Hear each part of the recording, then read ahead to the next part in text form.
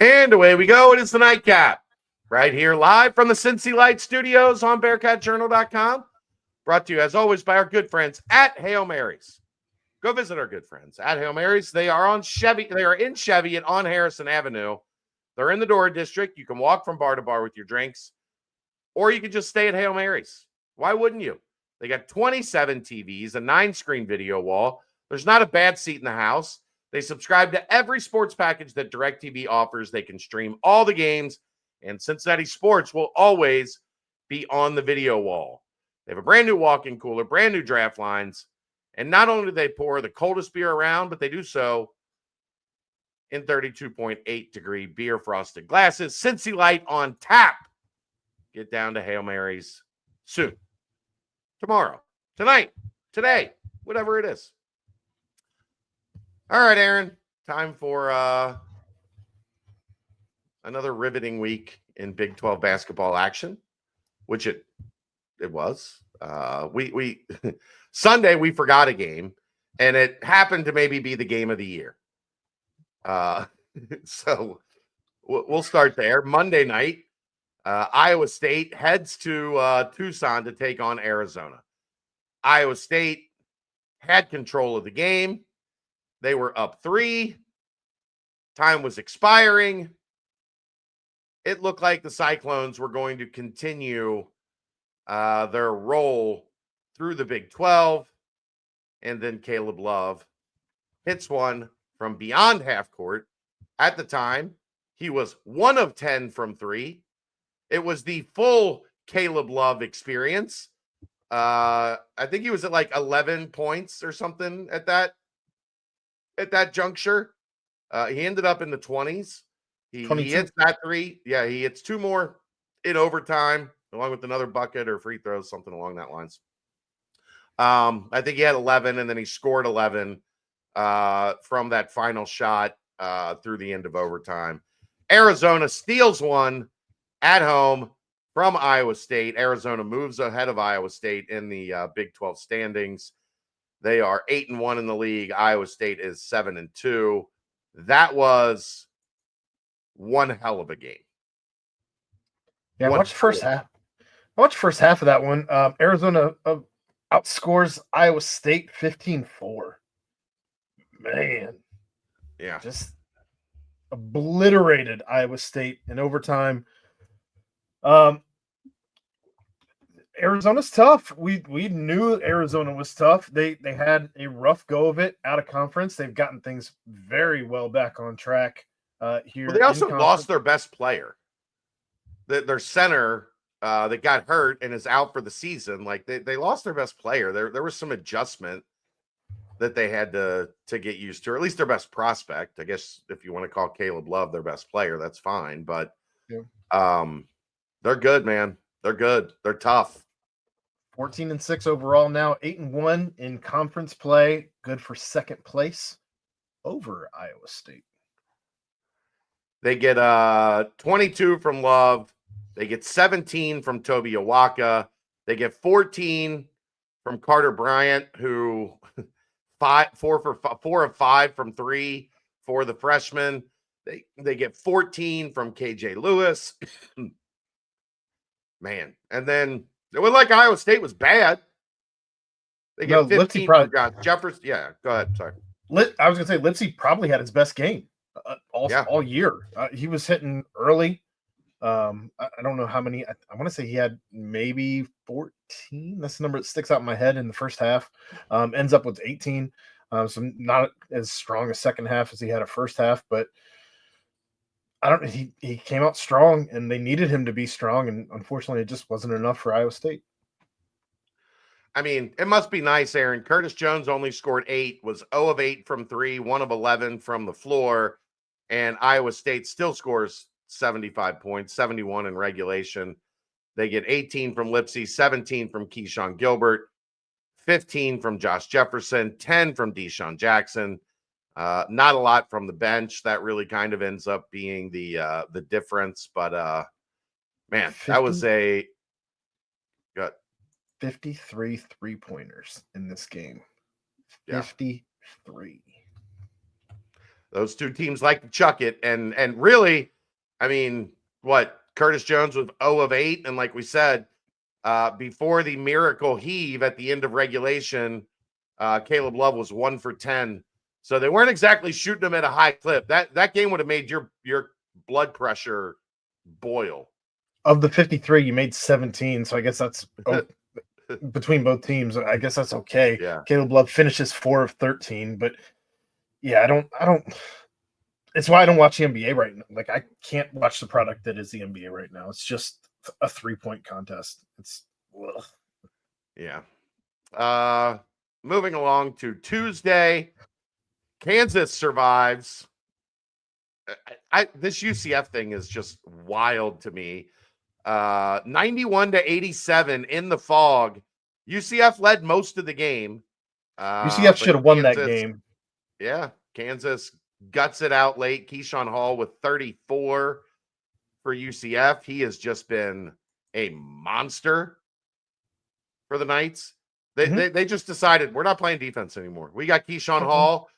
We're going to let Keyshawn Hall cook.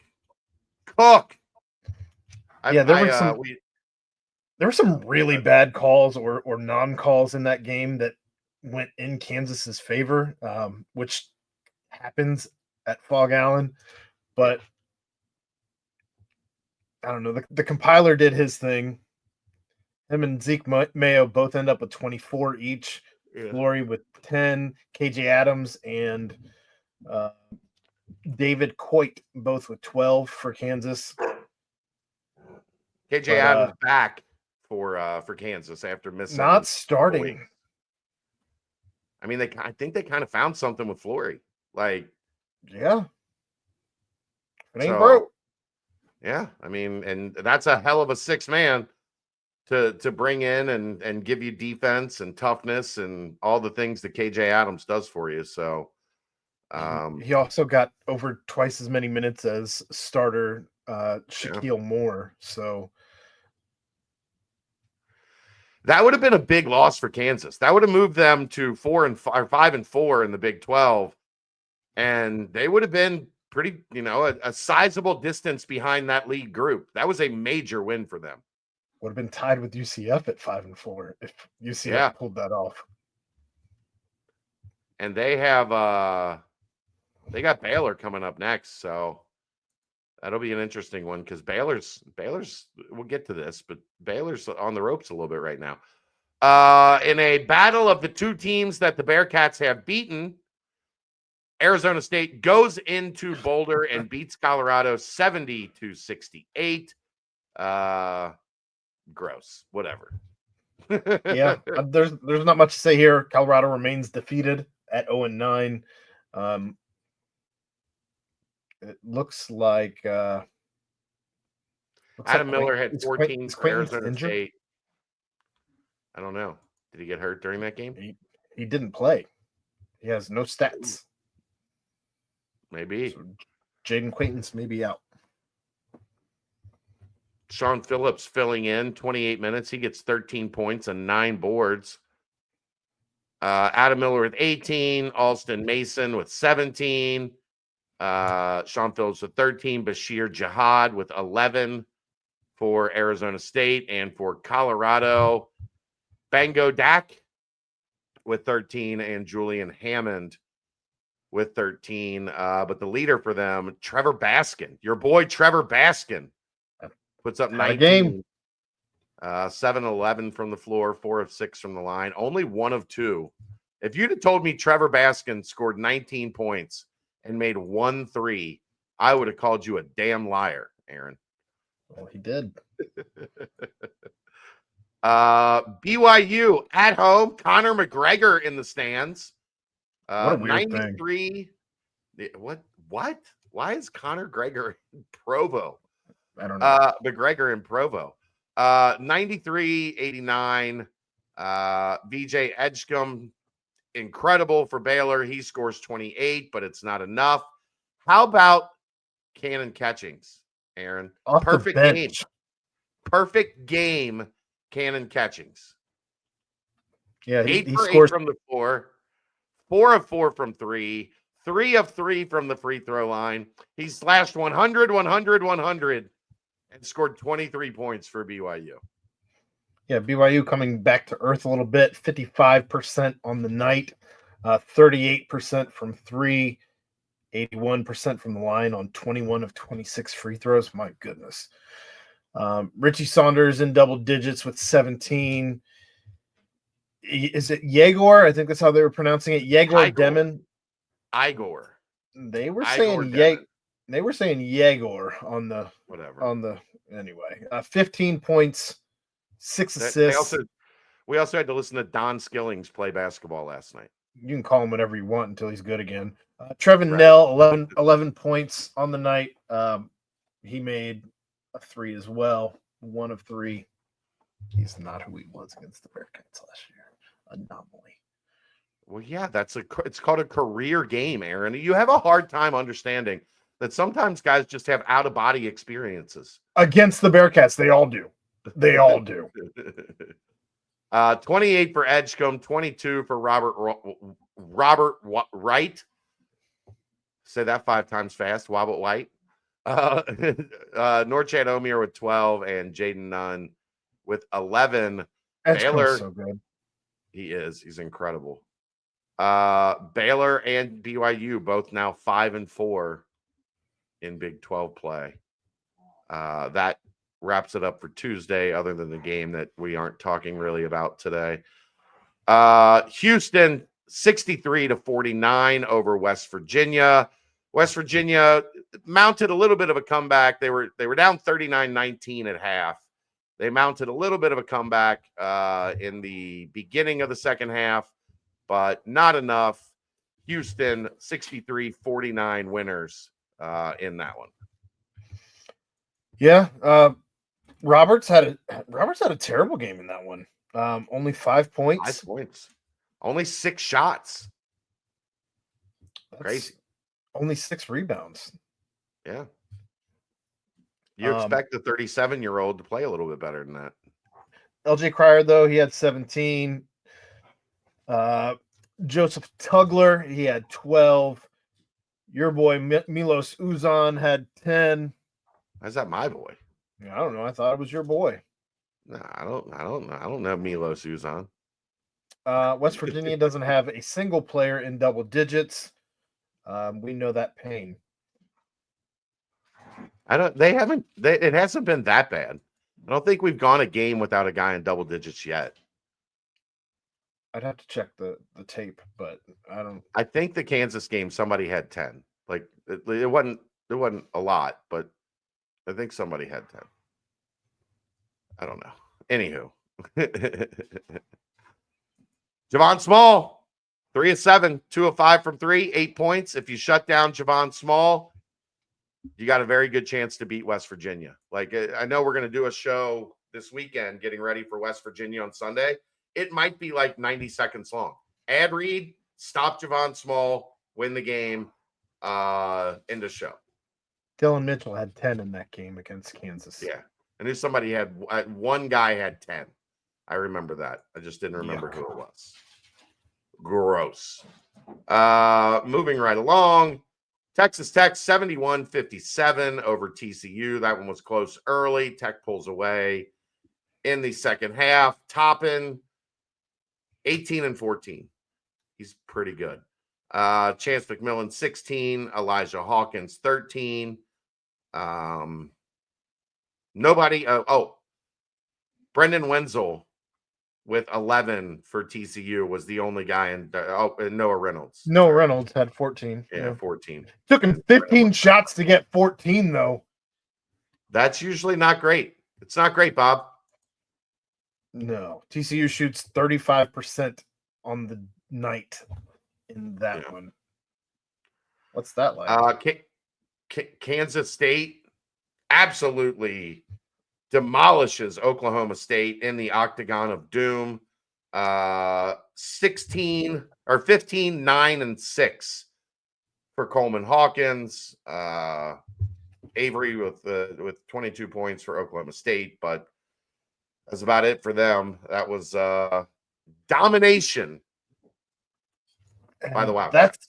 That's the difference there for you between a 3-6 Big 12 team and a 2-7 Big 12 team. Looking ahead to this weekend, Arizona State at 1:00 on CBS. Why, Aaron? Why? Why are those two teams playing a 1:00 game in Arizona? I don't understand. Yeah, it's what, like 10 o'clock? Yeah. Whatever. In the TV makes the rules. They pay the money. What do you even serve at the concession stands for a 10 o'clock game that's done at noon? I think it's 11. I think they don't do daylight savings or something. So this is the 2-hour time zone difference. Whatever. But anyhow, 11 a.m. tip for Arizona State. Stupid. Kansas State, Iowa State at 2:00 on ESPN2. Utah at Oklahoma State, 3:00 on ESPN Plus. 4:00 Kansas Baylor on ESPN. That should be a good one. Looking forward to that. Baylor 5-4, Kansas 6-3. Like, both of those teams need that win. And there's some talk Baylor's on the bubble. I think I saw them as like a 9 or a 10 seed in the last bracket projection I looked at. Like, they need to get some dubs. I don't know. I'm just looking at this slate right now and seeing 1:00, 2:00, 3:00, 4:00, 4:00, 6:00 in a conference that goes all the way to spans 3 time zones, and we got nothing going on past 8:00 p.m. We just lived through 2 games that started at 10:30 and 10 o'clock. I have not slept. I've slept like 3 hours. I don't know how I'm still awake. Why? Why? On a Saturday, that BYU game couldn't have been at 6 on a Saturday? Ridiculous. You want to talk about offense? BYU UCF. They might each score 100 plus in that game, the way those two teams are playing right now. You're not wrong. You see, Hall is a dog right now. I mean, if you were allowed to bet on player props in Ohio, I would bet a lot of money. I would, whatever it is, just hit the over on Hall. Keyshawn Hall is playing amazing right now. And you want to talk about a team that goes as he goes. Yeah. I think UCF goes as Keyshawn Hall goes. Maybe even more than Javon Small. Because he's putting up bigger numbers than Javon Small? Yeah. Javon Small, I think, is averaging more, but Keyshawn Hall, it might be close now. Keyshawn Hall's averaging 18. I mean, it feels like he's had 30 plus in like 4 straight games. He's averaging 18. That 40 burger just set him on fire. Looking at the late game Saturday with 6:00. Late. Texas Tech at Houston. The rumors of Houston's demise have been greatly exaggerated, Aaron. They are number 1 in the conference in offensive efficiency at 116.2 points per 100 possessions. They are number 1 in the conference in defensive efficiency at 87.4 points per 100 possessions. They are the best offense in the league. They are the best defense in the league. They are they're doing Houston things again. They're also not losing at home to Texas Tech. I don't care what you want to say. They're going to go to 10-0 after this game, and that'll be that. Yeah. And then Sunday, what do we got? Sunday, West Virginia at Cincinnati. That is 2:00 on ESPN Plus. And then Colorado TCU at 4:00 on ESPN Plus. What? never mind. I'm not going to get into it. Why are we playing Sunday games on ESPN Plus? Like, if you're going to play on Sunday, why are we playing our entire slate, tipping off last one at 6 o'clock again in a conference that spans 3 time zones? Yeah, we have a 1 o'clock tip in the Mountain Time Zone. that's 11 a.m. local time. So stupid. Real quick, just to get to this, as we do here, you now have Houston at 9-0. At the very tip top, Arizona at 8-1, as we mentioned earlier. Iowa State and Texas Tech tied at third at 7-2. Kansas at 6-3, alone in fifth place. BYU and Baylor tied at 5-4 for sixth place. UCF, West Virginia, Utah, all tied at 4-5. They're right in the middle. Arizona State and TCU, along with Kansas State at 3-6. Cincinnati and Oklahoma State at 2-7. And Colorado all the way in the basement, still defeated 0-9. Moved up a spot from last night, Aaron. Now they're tied for 14th. They're not in 15th anymore. They're tied for 14th. Because we're optimistic here. With Oklahoma State, they got the doors blown off them by Kansas State. Yeah. All right. Let's get out of here. That's the nightcap. I'm going to sleep. Brought to you by Hail Mary Sports Bar, live from the Cincy Light Studios, right here on BearcatJournal.com. See ya!